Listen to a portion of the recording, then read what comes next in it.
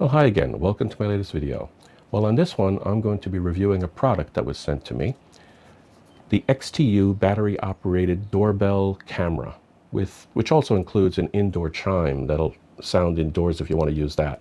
This product was sent to me free of charge, but if they want it back, I will clearly return it. I am not exchanging funds with them in any fashion in this product. I'm just doing a review. And if it actually meets my needs, I can actually think of an application that I personally would use it in. So anyway, let me go ahead and open up the package and see what it comes with. And then I'll probably have to charge the unit itself, and then we'll do some testing and see how it works. Okay? Let's first talk about some of the features that are included with this unit, okay? It includes real-time notifications when your doorbell button is pressed or if motion is detected.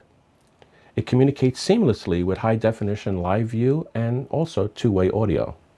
It provides a 180-degree diagonal field of view and head-to-toe view in either fisheye or one-to-one. It includes integrated infrared night vision. All human movements trigger a real-time notification on your smartphone. It also provides exclusion of zones, such as street edges or neighboring properties. It can be set to provide a pre-recorded voice response from a list when the bell is first rung. It can save recordings locally on an SD card, but that's not included with the unit this time, unfortunately. It will save 6-second cloud recordings per event without any monthly fee, although you could choose to extend that by getting a contract for additional cloud storage space. It has a rechargeable 5200 milliamp hour battery, which can last 1 to 2 months on a single charge. The current charging status can be viewed in the app itself, and there are some models with wired power if you're looking to get that instead. There is a limitation. This model only supports 2.4 gigahertz Wi-Fi connections, which means your smartphone will have to communicate to it through that method, not the 5 gig or 6. Okay, here we go. Let me take off the shrink wrap first. Okay. Slides out this way. Plain white box inside. What do we got? Oh, the first thing is the manual. Nice color manual. Oh, it's got two warning stickers with it to put outside to let them know that the property or location is being monitored. Okay, that's good. Look exactly the same, there's two of them. What is this? Contact information for getting support, email, WhatsApp, website, etc. Okay. What do we have inside here? Let me take this out. A couple of things. We got some cables. And we got the unit itself, the camera. Pull this out of its little package here.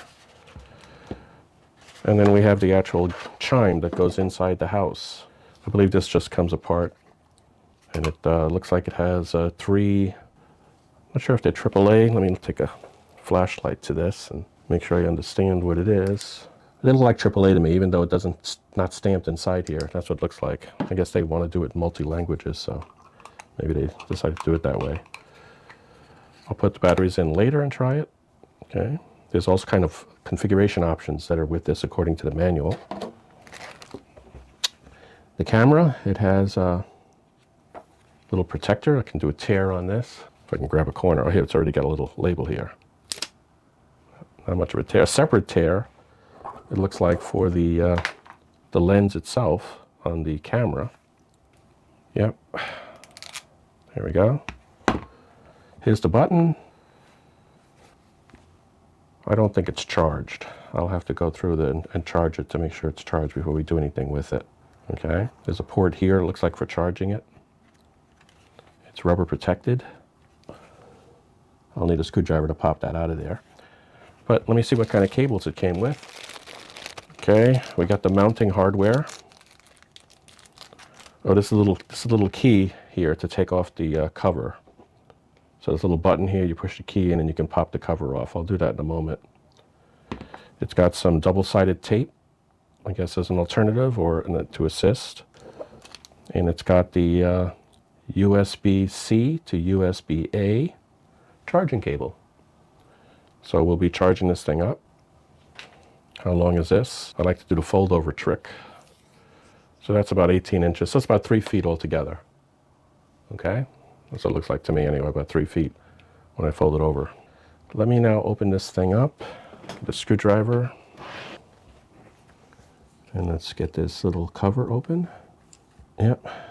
Looks like there's a reset button here. Right here is a reset button.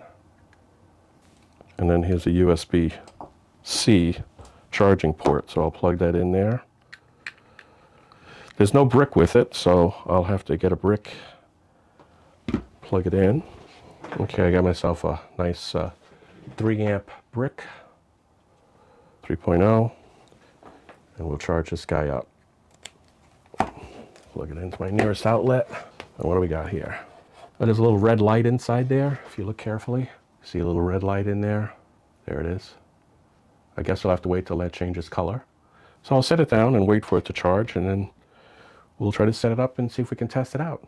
Okay? Okay, let's see. Oh, it looks like it's charged now. You can probably see the blue light in there now, so it's fully charged. It took about 3 hours, which is less than half the time that they estimated in the manual. So I can go ahead and disconnect this. Let's see, I have the batteries, 3 AAA batteries that I'll be putting into this thing. So everything should be with the power we need. I do want to put an SD card in here though. I think I have to take the case off first. Let me check the instructions. Okay, according to the instructions, I have to take this off. So I've got to use this little key piece here. There we go. So I'm really just pushing that tab in there. Oh, the rubber thing has to go back in place. Okay, so we've got this whole thing here. We open it up. Micro SD card goes in here. So let me get a micro SD card. Okay, so I got this micro SD card. I just double checked. It is completely clear, formatted recently. And I'll stick this in here. Make sure I get it the right way up. There we go. It's nice, locked in place now. And over here is the charger and the reset button. This has never been used as far as I know, so the reset button shouldn't have to be pressed. But we'll find out in a moment. Let's see what the instructions say. I've already downloaded the app onto my phone.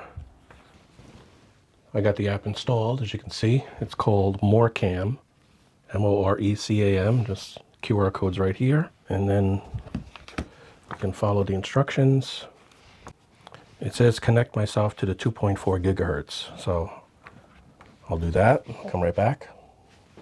Okay, I disconnected from my 5G and switched my phone over to 2.4 gig. So I think we're good to go there. Okay, I have an account set up, waiting to install, connect up to this thing. It says press this doorbell button. Now it's blinking, red. Had to hold it down for a few seconds. I'll add device, device found. Okay. Okay, I had to go bring it to my router so that it got close enough so it could connect. It wouldn't connect otherwise. So now it's telling me install at the door height. So I guess it's ready to do this. Let me put it up against this so it can see me a little bit here. There's the chime button, okay. Put camera and phone at the place of camera installation. Press next to enter network diagnostic. I was going to run a diagnostic now. It sees me. So if I come over here and I look at myself, there I go. Okay, so that does work. Done. Okay, what happens when I press the button? That's what I'm trying to avoid. So now I turn my sound off. What happens if I hit the button?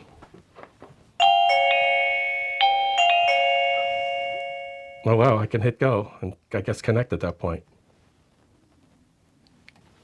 Okay, it seems to work. I'm seeing like a shadowed version of it here as I look on the phone itself. Let me see to close this up. What happens if it's closed and I hit it? I get an alert. You have a visitor. Okay. So I guess I can open up the app at that point and I can connect to it if I want. There we go. So I turned off the microphone, I turned off the sound. So there's probably a lot of configuration options. I see it has the fisheye look right now. I understand you can change it to like a regular square look. There's a timer going, and there's a lot of options with the online, I would assume. This thing is already connected up to the timer, so we're good. Let me hang this up. And if I hit the bell again, let me put the bell way over here somewhere.